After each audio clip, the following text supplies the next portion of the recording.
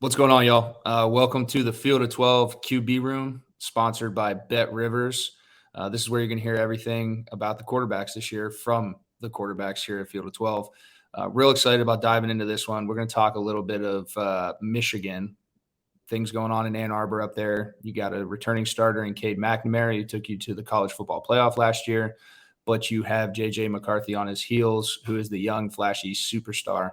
And there's a little bit of quarterback controversy, something that we couldn't expect. So what I want to do is keep this one high level because there's really not much to dive into other than explaining the difference between a guy who's just going to keep getting you from point A to point B, a Honda Civic, super reliable, to the super sexy Shelby GT 500 and JJ McCarthy. So we'll dive in here with Cade McNamara. Got a look here, cover one look, could be some pressure, but he identifies the mismatch right away. This is what you get out of a savvy vet. You got Ronnie Bell in the slot, matched up against a safety, and he goes ahead and takes a shot here. Really like the execution, notices what he has, takes advantage of it, and gashes Western Michigan for a touchdown. Here's another example of what you get from a guy like Cade McNamara. Identifying the fourth down rusher here, coming off the edge, understanding the situation as well. 3rd and 7, you're playing Wisconsin, backed up, need a first down, but don't have to force it. He goes through it here, picks up the pressure, O-line kicks out wide, has a guy open, doesn't panic, hits the check down, efficient play, gets you the first down. Something you may not get out of a young guy who hasn't played a lot of football. Another example of McNamara really having command of the offense. Penn State showing some edge pressure, linebackers creeping. He sees it, tells his back to go pick it up, understanding that this is probably something that they put in for a certain look, more of a game plan type play. Back is able to get out there. He makes a tough throw, executes, and goes. Now let's shift over to JJ McCarthy. Like I said, the Shelby GT 500, this kid's got a ton of tools, a ton of ability. Not saying Cade doesn't, just a little bit different here of an animal. And this is a prime example why. It's something that we've seen a lot last year, but as a quarterback coach, you got nightmares, offensive coordinator screaming, no, no, no. And then all of a sudden, arm talent takes over. Kid hits the guy in stride, basically sideline to sideline throw for a touchdown. That's what you're going to get with JJ McCarthy that Cade McNamara is not necessarily going to bring to the table. Now, this isn't a shot at Cade. He definitely knows how to use his legs.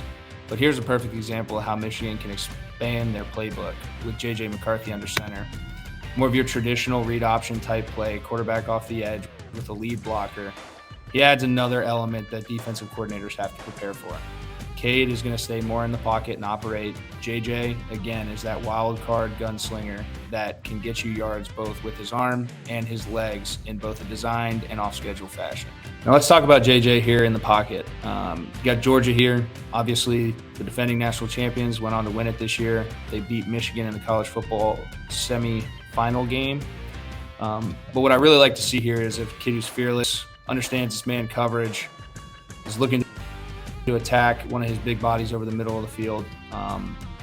Stands it, throws a really good football. Not many people on this planet can throw. And it's just a real good testament to his development, his growth from last year throughout the year into the end of the year. This is the stuff that you're going to see from JJ McCarthy as he continues to get comfortable in college football and what you will need to see if he wants to become a premier quarterback. So there you have it, folks. Ann Arbor has themselves a problem, but it's actually a good one. Either way they go, I think they can operate and win in the Big Ten this year and ultimately give themselves a chance to get back to the college football playoff. It's just which car do you want to drive? Do you want to drive the old Civic or do you want to drive the new, sexy Shelby GT 500? So while that was airing, we were behind the scenes just discussing Hack's experience putting this together. And Hack, you alluded to the fact that this is a pretty unprecedented move. I'll just leave it at that. I'm going to throw the mic to you as the guy who broke down the film. Does this sort of shift that everyone expects for this to be JJ McCarthy's job after this week, does that make sense to you? That's a tough question. I think in my gut and my pride and purity of the game and seeing what Cade did last year and how he led this team, it doesn't. But in the shift of where college football is going with the transfer portal and you got to keep kids happy, it does. And I think it ultimately, I'm more pissed at the way it was handled in terms of dragging this out into the regular season, because I think Jim Harbaugh had enough experience to be able to make this decision in training camp rather than stretch this out. Because at the end of the day, you know, last week was supposed to be the Cade McNamara show, and JJ McCarthy was in there playing. So you kind of tip your hat, right? And I think it's unfair to the kid from that side. And it's a really unique situation, because I just feel for a guy who's did some things that were unprecedented in Michigan recent history, beating Ohio State being one of them. And then the college football playoff, obviously giving them their first berth, to get benched. And again, I completely understand it, because JJ is a super, super talented kid. But at the end of the day, I think that's something that you need to handle during training camp and spring ball as a staff, and to stretch this out in the season, I think is very unfair to Cade. Yeah, I appreciate that perspective from you. And look, I live in the state of Michigan. My father's a U of M alum. I certainly hear everything from the fan base perspective and read quite a bit about this program as much as I can. And I'll put my conspiracy hat on here. I've said it for the last week. I wholeheartedly believe that this staff made their decision on who they want to win this battle, but felt that they politically could not just hand the crown to JJ McCarthy for game one. And to your point, Hack, I think they should have made that decision prior, if that's what they knew. But you look at what they did last game, and Cade McNamara, in his audition in a 50-50 battle, had full drives in the first half of that game where he was not asked to throw a pass. And I don't know how he's supposed to win that job in a blowout win if he's not given that opportunity. And maybe I'm wrong. Maybe JJ McCarthy is going to be asked to do the exact same thing and have full drives where he doesn't throw a pass. My guess is the playbook's going to open up a little bit, partially because of what he's capable of, but also partially because this staff knows what they're doing deep down and wants JJ McCarthy to be the clear winner in the fan base's eyes. And I think if that was their goal, they certainly succeeded in week one. And I don't think they have much work left to do to succeed in week two. Clint, final question on this segment, and then we're going to get to our picks here. Do you think from if you're Jim Harbaugh, if you're the Michigan coaching staff, do you have to choose a guy? Is there any way they could have gotten through the season with a 2-quarterback system, or do they need to choose a guy? Oh, I think if you got two, you don't have one. I mean, I don't believe in splitting. And it's not because guys, need to get in rhythm or no, your team needs to know who's that dude. Your team needs to know who they're going to be in the huddle with, who's going to be touching the football every single snap in the big moments of their season. Not two different personalities, two different sets of strengths and weaknesses, two different cadences at the line of scrimmage.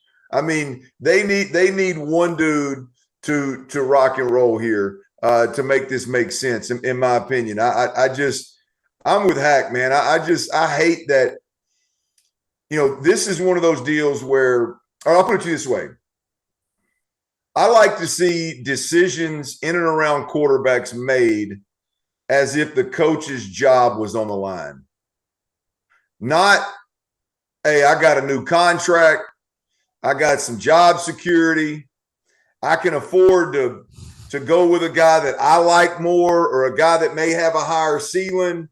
And if it don't work out, then I can always rebound.